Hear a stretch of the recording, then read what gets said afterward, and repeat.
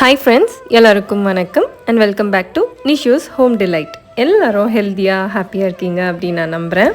Weekend அப்படின்னாலே லேசியாக தான் இருப்போம் இல்லையா? வழக்கமாக எந்திரிக்கிறத விட கொஞ்சம் லேட்டாக எழுந்திருப்போம். ஆனால் நான் அந்த வீக் கொஞ்சம் சீக்கிரமாகவே எழுந்திரிச்சிட்டேன்.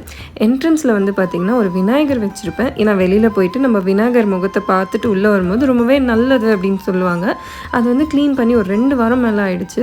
பார்த்திங்கன்னா அந்த குட்டி குட்டி டிசைன்லலாம் டஸ்ட் ஒட்டிக்குச்சு. ஃபஸ்ட்டு துணியில் க்ளீன் பண்ண அது அந்தளவுக்கு நீட்டாக போகலை. அதுக்கப்புறம் இந்த மாதிரி ஒரு பெயிண்ட் ப்ரஷ் வச்சு பண்ணும்போது ரொம்ப நீட்டாகவே க்ளீன் ஆகிடுச்சு.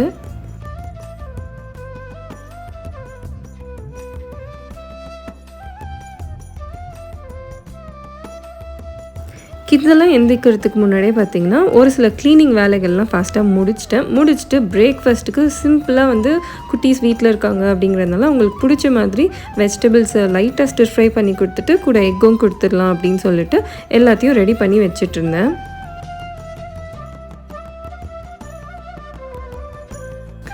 ஸோ பிரேக்ஃபாஸ்ட்க்கு தேவையான வெஜிடபிள்ஸ்லாம் ரெடி பண்ணி வச்சுட்டேன். கரெக்டாக 2 பேரும் எந்திரிச்சு வந்தாச்சு. அதுக்குள்ளே பார்த்திங்கன்னா ஹாஃப் பாயில் நான் ரெடி பண்ணிகிட்டு இருந்தேன். இதில் லைட்டாக சால்ட்டும் அதுக்கப்புறம் பெப்பர் மட்டும் போட்டு கொடுத்துருவேன். ஏன்னா சார்வி கிட்டு 2 பேருக்குமே இந்த மாதிரி ஹாஃப் பாயில் சாப்பிட்றது ரொம்ப பிடிக்கும். அது மட்டும் இல்லாமல் பாயில்டு எக்கும் சாப்பிடுவாங்க. ஸோ அதனால் வாரத்தில் ஒரு 4 இல்லை 5 நாள் இது கரெக்டாக அவங்களுக்கு எக்கு கொடுக்குற மாதிரி கொடுத்துருவேன். ஏன்னா அவங்களுக்கு ரொம்பவும் ஹெல்தி ப்ளஸ் நியூட்ரிஷியஸாகவும் இருக்கும். அதுக்கப்புறம் பார்த்திங்கன்னா பிரேக்ஃபாஸ்ட்க்கு அவங்களுக்கு பிடிச்ச ஒரு சில வெஜிடபிள்ஸ் இருக்கும் இல்லையா? இந்த மாதிரி கேரட், ப்ரோக்கலி இதெல்லாமும் ஜஸ்ட் ஸ்டிர் ஃப்ரை பண்ணி அதையும் பிரேக்ஃபாஸ்ட்டாக வச்சுருவேன்.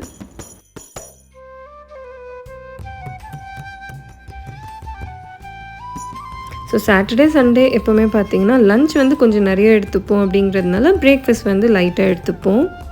இன்றைக்கி நம்ம ஸ்டூடியோவில் பார்க்க போகிற சாரீ பியூட்டிஃபுல்லான காட்டன் சில்க் சாரீ தாங்க. இது ரொம்ப லைட் வெயிட்டாக இருக்கும் அண்ட் மெட்டீரியலும் ரொம்ப சாஃப்டாகவே இருந்துச்சு.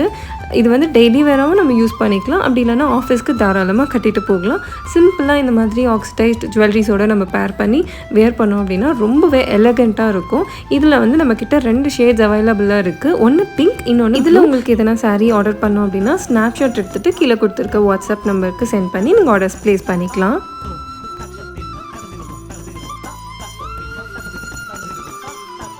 அதுக்கப்புறம் பார்த்திங்கன்னா ஈவினிங் ரொட்டீன் ஸ்டார்ட் ஆகிடும். ஈவினிங் எப்போவுமே ஒரு 1 மணி நேரம் இல்லை 2 மணி நேரம் கொஞ்சமாச்சு தூங்கி எழுந்திரிச்சா தான் ரொம்ப ஃப்ரெஷ்ஷாக இருக்கும்.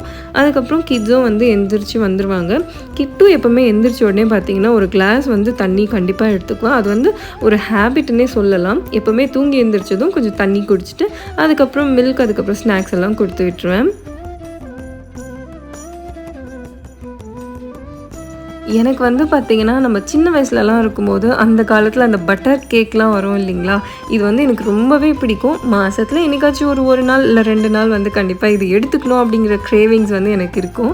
என்னதான் இந்த காலத்தில் டிஃப்ரெண்ட்டாக கேக்ஸ் இருந்தாலும் நான் சின்ன வயசில் சாப்பிட்ட இந்த பட்டர் கேக்ஸ் இன்னுமே என்னோடய ஃபேவரட் தான். இது அன்ஹெல்தி அப்படின்னாலும் என்னைக்காச்சும் ஒரு நாள் தானே அப்படின்னு சொல்லிட்டு நானே என்னை மனசு தேத்திட்டு சாப்பிட்டுடுவேன். ஸோ அந்தளவுக்கு என்னோடய ஃபேவரட். இதே மாதிரி உங்களுக்கும் நம்ம சின்ன வயசில் இருக்கும்போது இந்த பட்டர் கேக்ஸ்லாம் பிடிக்கும் அப்படின்னா மறக்காமல் எனக்கு கமெண்ட்ஸில் ஷேர் பண்ணுங்கள்.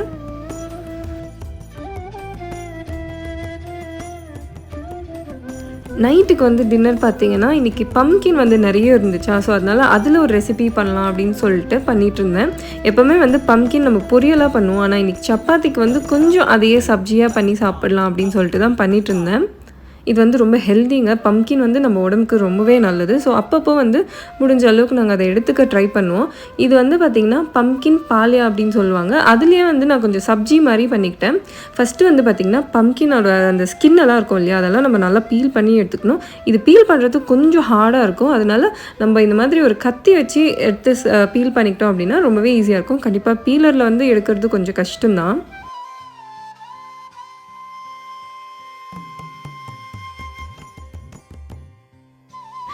இது காயாக இருக்கும்போது பார்த்திங்கன்னா ரொம்ப கஷ்டப்பட்டு நம்ம கட் பண்ணுறதா இருக்கும். கொஞ்சம் ஆரேஞ்ச் ஆனதுக்கப்புறம் கட் பண்ணுறது ஈஸியாக இருக்கும்.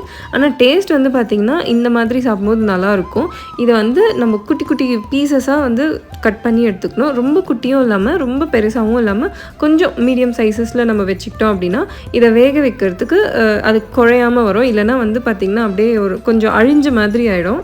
ஸோ இந்த அளவுக்கு பீசஸ் நம்ம கட் பண்ணி எடுத்துக்கலாம். இது வந்து பார்த்திங்கன்னா நான் வந்து இன்றைக்கி குக்கரில் தான் போட்டுக்கிறேன். ஒரு விசில் விட்டு நம்ம எடுத்துக்கணும். அதுக்கு மேலே விட்டோம் அப்படின்னா ரொம்ப குழஞ்சிரும். ஸோ அதனால் ஒரு விசில் எடுத்துகிட்டு ஸ்டீமை வந்து நம்ம உடனே எடுத்து விட்டுடணும். நான் இன்றைக்கி வந்து கொஞ்சம் சப்ஜி பண்ணுறதுனால அதை வந்து கொஞ்சம் குழஞ்ச மாதிரி எடுத்துக்கிறேன். அப்படி நீங்கள் பொரியல் பண்ணோம் அப்படின்னா நீங்கள் வந்து இந்த மாதிரி க்யூப்ஸாக இருக்கும்போதே அதை ஜஸ்ட்டு லைட்டாக நம்ம தாளிச்சிட்டு பொரியல் பண்ணிக்கலாம். ஸோ இப்போ வந்து பார்த்திங்கன்னா இந்த அளவுக்கு வெந்திருந்தால் போதும். ஒரே விசிலில் நான் ஸ்டீமை வந்து உடனே எடுத்துட்டேன். இந்த பம்கின் சப்ஜி வந்து பண்ணுறதுக்கு பார்த்திங்கன்னா கொஞ்சமாக ஆயில் ஆட் பண்ணிவிட்டு அதில் கடுகு அதுக்கப்புறம் உளுந்து நல்லா பொரிஞ்சதும் காரத்துக்கு தகுந்த மாதிரி நம்ம காஞ்ச மிளகாய் போட்டுக்கலாம். பூண்டு வந்து தட்டி போட்டுக்கிட்டு கருவேப்பிலை பொடிசாக கட் பண்ண வெங்காயம் இதெல்லாம் சேர்த்துட்டு நல்லா வதக்கிட்டு நம்ம வேக வச்சுருக்கோம் இல்லையா அந்த பம்கினும் ஆட் பண்ணிக்கோங்க. சப்ஜி வேணும்னா கொஞ்சம் தண்ணியும் சேர்த்து ஆட் பண்ணிக்கலாம். பொரியலாக வேணும்னா வெறும் பம்கின் மட்டும் ஆட் பண்ணிக்கோங்க. லாஸ்ட்டில் வந்து பார்த்திங்கன்னா கொஞ்சம் தேங்காய் துருவிட்டு அதில் வந்து உடைச்ச கடலை வந்து லைட்டாக பொடியாக பவுடர் பண்ணி நம்ம ஆட் பண்ணிவிட்டு கொஞ்சமாக கொத்தமல்லி போட்டோன்னா பம்கின் சப்ஜி சூப்பராக ரெடி ஆகிடும். பம்கின் பிடிக்காதவங்களும் இந்த மாதிரி பண்ணி கொடுத்தோம் அப்படின்னா நல்லா டேஸ்ட்டாகவும் இருக்கும். கிட்ஸும் என்ஜாய் பண்ணி சாப்பிட்டாங்க. ஸோ இன்றைக்கி வந்து டின்னர் இது தாங்க.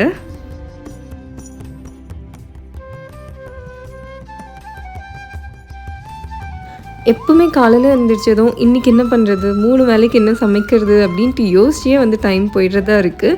ஸோ இனிமேல் கரெக்டாக ப்ராப்பராக பிளான் பண்ணி அன்னன்னைக்கு என்னென்ன பண்ணணும் அதுக்கேற்ற மாதிரியும் வெஜிடபிள்ஸ் வாங்கிட்டு இனிமேல் அதையும் ஃபாலோ பண்ணலாம் அப்படின்னு சொல்லிட்டு யோசிச்சுட்டு இருக்கேன். கண்டிப்பாக உங்கள் கூடயும் நான் ஷேர் பண்ணுறேன். இப்போ வந்து நம்ம குயிக்காக ஒரு ரெசிபி பார்த்துடலாங்களா? இன்றைக்கி வந்து நான் கிராப் கிரேவி தான் வந்து பண்ண போகிறேன். கிராப்னோடனே 2 பேரும் வந்து பக்கத்தில் நின்றுட்டாங்க. ஸோ இன்றைக்கி வந்து பார்த்திங்கன்னா நான் வந்து இந்த ப்ளூ கலர் கிராப் தான் வந்து வாங்கியிருக்கேன். ஏன்னா இதுதான் அவைலபிளாக இருந்துச்சு. இது இந்த ரெசிபி வந்து பார்த்திங்கன்னா நான் அம்மா கிட்டேருந்து கற்றுக்கிட்டேன். ரொம்ப சிம்பிள், ஈஸி அண்ட் டேஸ்ட் வந்து செம்ம டேஸ்ட்டாக இருக்கும். அதுவும் ரைஸ் கூட சாப்பிடும்போது இன்னுமே பயங்கரமாக இருக்கும். ஸோ நீங்களும் ட்ரை பண்ணி பாருங்கள். இப்போ ரெசிபிக்குள்ளே போயிடலாம். இந்த நண்டுங்களை பார்த்ததும் வந்து பார்த்திங்கன்னா கிட்டு பயந்து போய் ஒரு ஓரமாக நின்னாச்சு. ஆனால் சார்வி வந்து அந்த மாதிரி இல்லை. கொஞ்சம் போல்டாக அதை வந்து டச் பண்ணிவிட்டு இது என்ன அது என்ன அப்படின்ட்டு கொஷின்ஸ் எல்லாம் கேட்டு பயங்கரமாக என்ஜாய் பண்ணிட்டு இருந்தா. இந்த நண்டு கிரேவி பண்ணுறதுக்கு வந்து பார்த்திங்கன்னா வெங்காயம் பேஸ்ட்டாக எடுத்துக்கணும். நெக்ஸ்ட்டு தக்காளி வந்து பியூரி மாதிரி எடுத்துக்கலாம். வெங்காயம் கொஞ்சம் அதிகமாகவே எடுத்துக்கலாம். இந்த பேஸ்ட்டில் வந்து தேங்காய், பச்சை மிளகா, சோம்பு, மிளகு, அதுக்கப்புறம் இஞ்சி பூண்டு இது எல்லாத்தையும் ஒரு பேஸ்ட்டாக எடுத்துக்கணும்.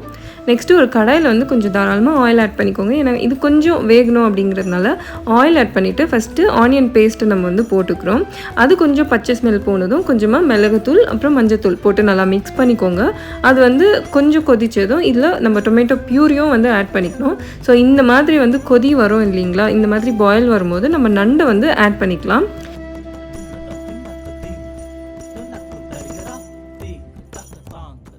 நண்டு ஆட் பண்ணதுக்கப்புறம் பார்த்திங்கன்னா அந்த தேங்காய் பேஸ்ட்டு நம்ம அரைச்சி வச்சுருப்போம் இல்லையா? ஸோ அதையும் வந்து சேர்த்து ஆட் பண்ணிக்கணும். கொஞ்சமாக வந்து அதிலே தண்ணியும் மிக்ஸ் பண்ணி சேர்த்துக்கோங்க. ஏன்னா நண்டும் வேகணும், அதுவும் இல்லாமல் அந்த பச்சை ஸ்மெல் வந்து மசாலாவில் இல்லாமல் இருக்கணும் அப்படிங்கிறதுனால தண்ணி ஆட் பண்ணிக்கிறோம். அது வேகிற டைமில் வந்து பார்த்திங்கன்னா கொஞ்சம் கேபேஜ் போட்டு சாலட் பண்ணலாம் அப்படின்னு சொல்லிட்டு அதுக்கு தேவையான வெஜிடபிள்ஸ் எல்லாம் நான் கட் பண்ணிட்டு இருந்தேன். அது ஜஸ்ட்டு சிம்பிள் தாங்க. கேபேஜ் வந்து நம்ம பொரியலுக்கு பண்ணுற மாதிரி கட் பண்ணி வச்சுக்கணும். அதை லைட்டாக ஆயில் போட்டு ஸ்டிர் ஃப்ரை பண்ணிக்கணும். ஆலிவ் ஆயிலில் கூட பண்ணிக்கலாம். கொஞ்சமாக பாயில்டு எக்ஸை சேர்த்துட்டு சால்ட் பெப்பர் போட்டு ஆட் பண்ணிட்டோம் அப்படின்னா சாலட் வந்து ரெடி ஆகிடும். எப்போவுமே லஞ்ச் நான் ஹெவியாக எடுத்துக்கிறேன் அப்படின்னா ஒன்று காலையில் பிரேக்ஃபாஸ்ட் ஸ்கிப் பண்ணிவிடுவேன். அப்படின்னா லைட்டாக எடுத்துக்கிட்டேன்னா லஞ்ச் கொஞ்சம் நல்லா சாப்பிட்ருவேன்.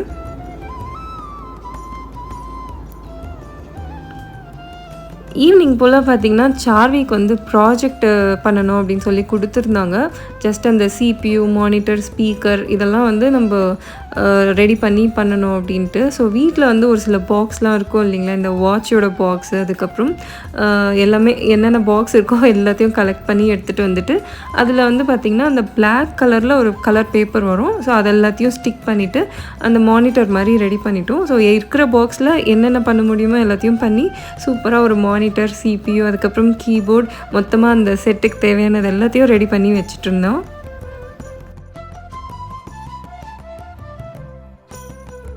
இந்த மாதிரி ப்ராஜெக்ட் பண்ணுறது கிட்ஸுக்கு இன்ட்ரெஸ்ட்டாக இருக்கும் இல்லையோ? எனக்கு வந்து ரொம்பவே பிடிக்கும். ஏன்னா முன்னாடியே நான் சொல்லியிருந்தேன் இல்லைங்களா? ஆர்ட் வந்து எனக்கு ரொம்பவே பிடிக்கும். அதுவும் டிஃப்ரெண்ட்டாக பண்ணும்போது இன்னுமே வந்து அதை ரொம்ப இன்ட்ரெஸ்ட்டோடு நான் வந்து பண்ணுவேன். ஸோ அதே மாதிரி தான் இந்த ப்ராஜெக்ட்டையும் வந்து நான் சார்விக்கு பண்ணி கொடுத்துருந்தேன். ஏதோ என்னால் முடிஞ்சது ஓரளவுக்கு நான் ட்ரை பண்ணியிருக்கேன் அப்படின்னு நான் நினைக்கிறேன். ஸோ அவுட்புட் எப்படி இருந்துச்சு, நல்லா இருந்துச்சா அப்படின்னு சொல்லிட்டு மறக்காமல் எனக்கு கமெண்ட்ஸில் ஷேர் பண்ணுங்கள். இங்கே பார்த்தீங்கன்னா சைக்கிள் கேப்பில் வந்து ஒருத்தர் அவரோட வேலையை பார்த்துட்ருக்காரு. ஸோ ஃபைனலாக வந்து கீபோர்டு, அதுக்கப்புறம் விண்டோஸ் ஸ்க்ரீன் எல்லாம் ட்ரா பண்ணிவிட்டு கட் பண்ணி பேஸ்ட் பண்ணி ப்ராஜெக்டை வந்து ஒரு வழியாக முடிச்சாச்சு. ஸோ அவ்வளோதாங்க, இதோட வீடியோட நம்ம எண்டுக்கு வந்துட்டோம். இந்த வீடியோ கண்டிப்பாக உங்களுக்கு பிடிச்சிருக்கும்னு நினைக்கிறேன். பிடிச்சிருந்தா லைக் பண்ணி நம்ம சேனலுக்கு சப்ஸ்கிரைப் பண்ணிக்கோங்க. ஃபர்ஸ்ட் டைம் பார்க்குறீங்க அப்படின்னா வீடியோ பிடிச்சிருந்ததுன்னா சப்ஸ்கிரைப் பண்ண மறக்காதீங்க. மறுபடியும் நெக்ஸ்ட் வீடியோவில் உங்கள் எல்லாரையும் மீட் பண்ணுறேன். Keep supporting me. Thanks for watching.